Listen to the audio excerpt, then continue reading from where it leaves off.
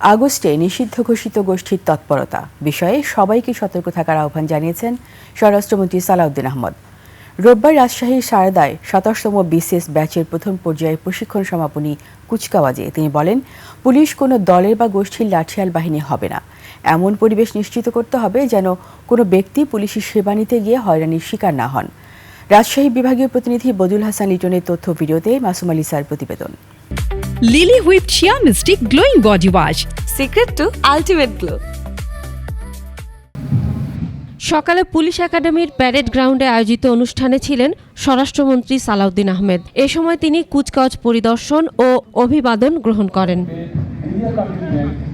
প্রশিক্ষণে অংশ নেওয়া ৫৮ জন শিক্ষানবিশ সহকারী পুলিশ সুপার আনুষ্ঠানিকভাবে কর্মজীবনে প্রবেশ করেন। তাদের উদ্দেশ্যে স্বরাষ্ট্রমন্ত্রী বলেন, পুলিশ কোনো দলের বা গোষ্ঠীর লাঠিয়াল বাহিনী হবে না।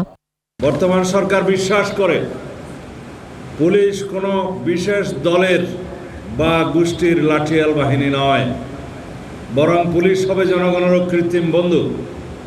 আমাদের নির্বাচনী ইশতেহারে আমরা দ্ব্যর্থহীনভাবে ঘোষণা করেছি জননিরাপত্তা নিশ্চিত করা এবং পুলিশ বাহিনীকে দলীয় প্রভাবমুক্ত করে একটি আধুনিক সেবাধর্মী ও মানবিক সংস্থায় রূপান্তর করাই আমাদের মূল লক্ষ্য। সরকারের দুর্নীতির বিরুদ্ধে জিরো টলারেন্স নীতি স্মরণ করিয়ে দিয়ে স্বরাষ্ট্রমন্ত্রী বলেন, ডিজিটাল অপরাধ দমন ও সাইবার নিরাপত্তা মোকাবেলায় সাধারণ মানুষের প্রকৃত বন্ধু ও সেবক হিসেবে নিজেদের গড়ে তুলতে হবে। মনে রাখবেন, আইনের চোখে সবাই সমান, সেটি হোক কোনো রাজনৈতিক কর্মী বা প্রান্তিক কৃষক। পরে সাংবাদিকদের প্রশ্নের জবাবে স্বরাষ্ট্রমন্ত্রী বলেন, আগস্ট ঘিরে কার্যক্রম নিষিদ্ধ ঘোষিত আওয়ামী ফ্যাসিবাদী গোষ্ঠীর বিষয়ে পুলিশকে সতর্ক অবস্থায় থাকার নির্দেশনা দেওয়া হয়েছে।